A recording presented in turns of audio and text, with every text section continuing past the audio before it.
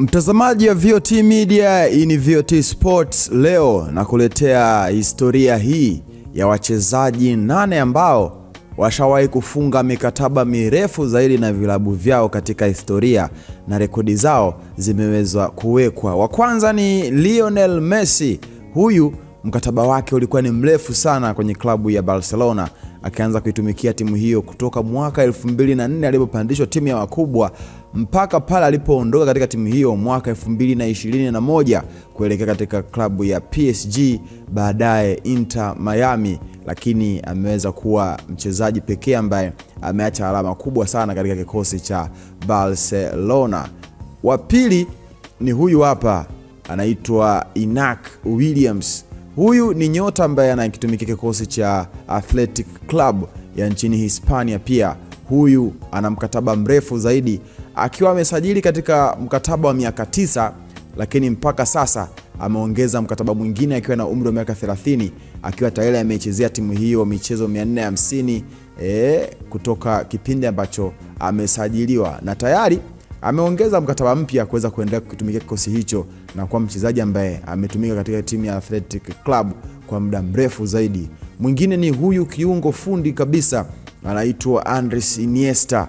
Huyu yeye toka mwaka 1996 alipojiunga na Barcelona akitokea timu ya vijana La Masia, akaweza kukitumikia kikosi cha Barcelona kwa muda mrefu zaidi mpaka pale alipoondoka mwaka 2018. Lakini mwaka 2017 alisaini mkataba wa maisha, yani huyu ataendelea kuwa sehemu ya Barcelona licha ya kuwa huko ambako yuko hivi sasa akiendelea kusakata kabumbu. Iniesta amehusika katika michezo 674 kwa timu ya Barcelona, akifunga magoli 57 na kutengeneza magoli 137, yani assist.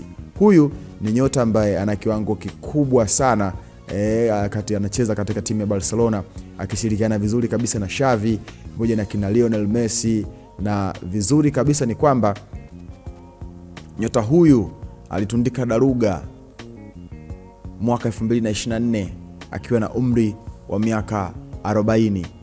Nyota mwingine anaitwa Raul. Huyu ni nyota ambaye ameweza kukitumikia kikosi cha Real Madrid kwa miaka 16. Aliondoka pale mwaka 2008 akaenda zake timu ya Schalke 04 ya kule nchini Ujerumani.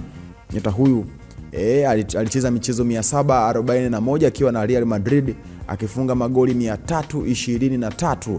Ni nyota ambaye pia ametumika katika timu ya Madrid kwa muda mrefu zaidi. Nyota mwingine ni golikipa Iker Casillas. Huyu ni mkongwe katika klabu ya Real Madrid, akicheza muda mrefu zaidi kama Raul, akitumikia timu hiyo kwa muda mrefu zaidi, na ni mchezaji ambaye alikuwa na mkataba mrefu zaidi kwa timu hiyo ya Real Madrid. Huyu jamaa alicheza michezo 725 kwa miamba hiyo ya Ulaya, lakini pia baada ya kuondoka katika ligi ya La Liga ambako alichukua zaidi ya makombe 5 ya ligi hiyo, akachukua pia ubingwa wa kombe la dunia akiwa na timu ya taifa ya Hispania, lakini pia akashinda kombe la klabu bingwa Ulaya. Mwaka 2015 ndio ambapo aliamua kuondoka, kuachana na timu. Lakini pia huyu ni nyota ambaye alikuwa na mafanikio makubwa kwenye klabu ya Real Madrid. Mwingine ni Kepa Arrizabalaga. Huyu amesaini mkataba miaka 7 ambao utakuwa na thamani ya euro milioni 71 kujiunga na Chelsea mwaka 2018. Huu ni mkataba mrefu zaidi kwa golikipa, lakini pia haukuweza kufanikiwa kwa sababu mambo mbalimbali yalitokea, kusigana kwake na kocha Frank Lampard, ambapo Lampard akamsajili Eduardo Mendy kwenda kuchukua nafasi yake, lakini pia ni jambo ambalo likamfanya haweze kutoka kwa mkopo kutoka Chelsea na kwenda katika klabu ya Bournemouth ya huko nchini Uingereza. Lakini baadaye akatimkia pia katika klabu ya Real Madrid kwa ajili ya kuweza kutumikia mkataba wake huo wa mkopo ambao ulikuwa ni wa mwaka mmoja. Mwingine ni kocha Alan Pardew. Huyu yeye alitumikia timu ya Newcastle United kwa mkataba wa miaka 8. Alisaini mkataba wa miaka 8 mwaka 2012 kwa kocha mkuu wa klabu ya Newcastle United. Lakini pia jamaa mkataba wake alivyousaini mwaka 2011-12 katika timu ya Newcastle United, baadaye akatumikia katika klabu ya Crystal Palace, ambako nako pia alisaini mkataba wa miaka 6 alivyoondoka pale St James Park.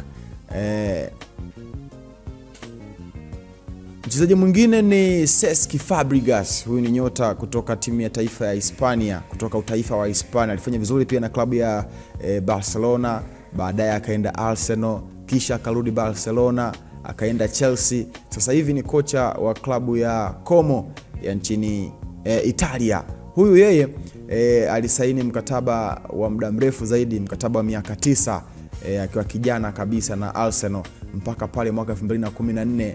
Lakini mwaka 2014 jamaa akaenda Barcelona